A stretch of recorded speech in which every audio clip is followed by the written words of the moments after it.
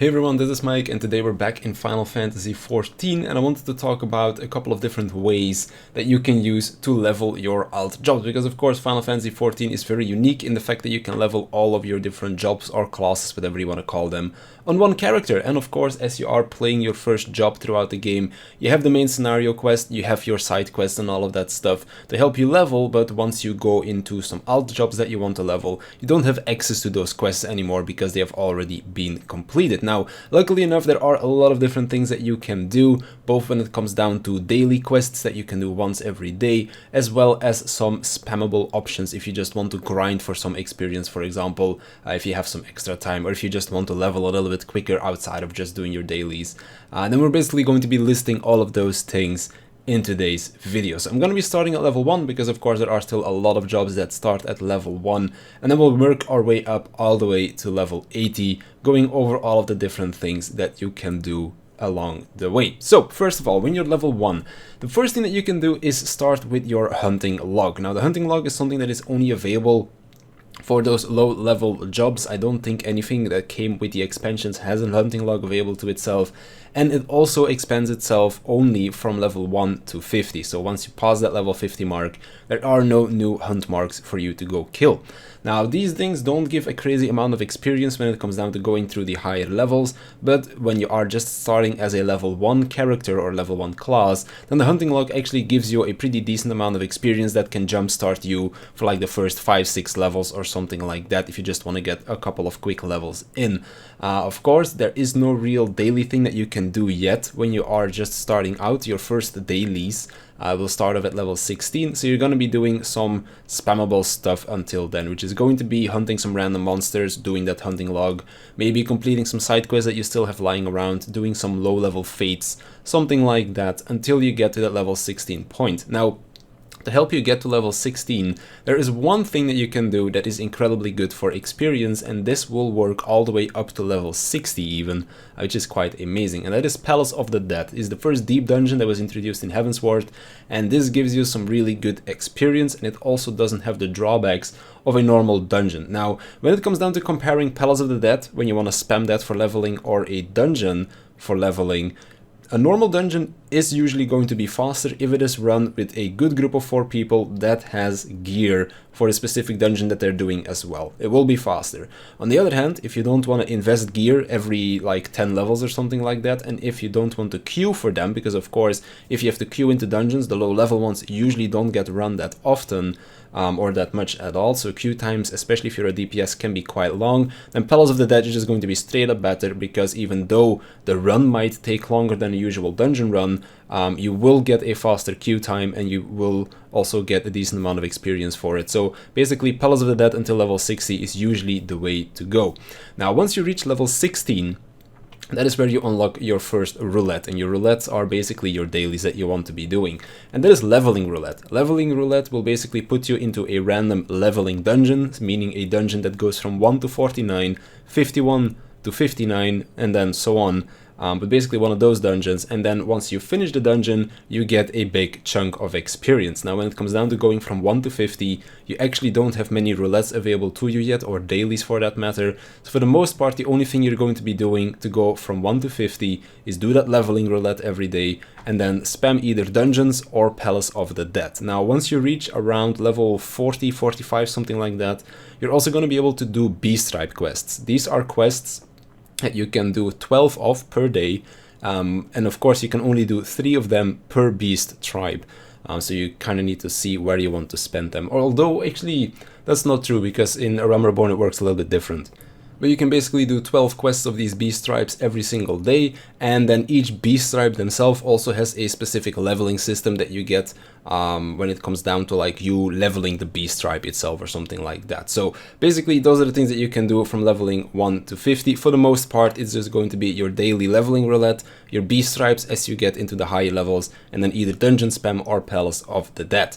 Now once we reach level 50, there's actually a whole lot more things that open up to us when it comes down to daily activities, but also when it comes down to some grindable stuff as well. Well, mainly the daily activities. The grindable stuff kind of stays the same actually. So first of all, when it comes down to roulettes, we now have a much bigger variety of what we can do. Leveling roulette will still stay there. It's always going to be the best source of experience, but we now also have a couple of other ones that are definitely worth doing and some others that are worth doing if you want to put in some extra time to do them, for example, or if you want some variety in your leveling experience. So we have our leveling roulette. We also have alliance roulette. This will put you in a random 24-man raid.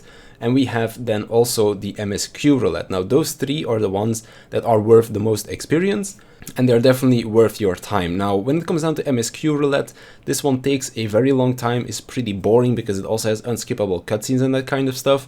So if you want to do this, when it comes down to like time invested compared to experience gained, this is incredibly good.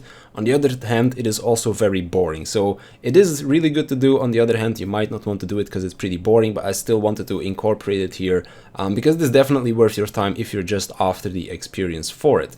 If you just want to get a little bit of a different leveling experience, trial roulette and level 50 roulette is also still pretty good. But this don't give really all that much experience, but they are still pretty fun to do to kind of keep some variety going. Now, of course, going into Heavensward at this point, we also have hunts that become really good to do. You can pick up 3 different hunt bills every single day, and these will give you a decent amount of experience as well, whilst also basically giving you some hunting currency, which you can then spend on some other rewards like gear, glamour, that kind of stuff if you want to get it. But the hunts are definitely worth it for the experience as well. They don't take that much time either, so if you have flying unlocked in all of the zones and that kind of stuff, then they are definitely worth doing. In Heavensward, we also have 2 beast tribes that you can use to level as well, because they scale down to the level that you are at that moment, so definitely worth your time. When it comes down to spammable stuff, we still have just the dungeon spam as always, and Palace of the Dead, because that stayed good until level 60. Now, once we get into level 61 to 70, things change a little bit. So when it comes down to our roulettes, we still have the same things available to us. It's just that level 50 roulette now changes into level 50-60 roulette. But other than that, things are still the same. Leveling is still great, alliance is still great, Msq is still really good as well if you want to put the time in, and then trial and then level 50-60 are some different ways for you to still gain a little bit of experience. Hunts are still there as well, so you can still do your daily hunts. It is also still worth to do the Heavensward hunts as long as you're level 60. So as you're like still level 60, getting to 61, you can still do the old Heavensward hunts as well, because they will still give you a decent amount of experience for that. Once you reach level 61 though, you don't want to do those anymore. Then it's pretty much only the Stormblood hunts that you want to do. At level 60, I believe, you also get access to the Stormblood beast tribes, so you can start doing those as well when it comes down to your dailies. When it comes down to spamming, some stuff changes here. We still have our dungeon spam as always, but Palace of the Dead is not viable anymore, so that is going to be replaced by Heaven on High, which is the new deep dungeon that was launched in Stormblood.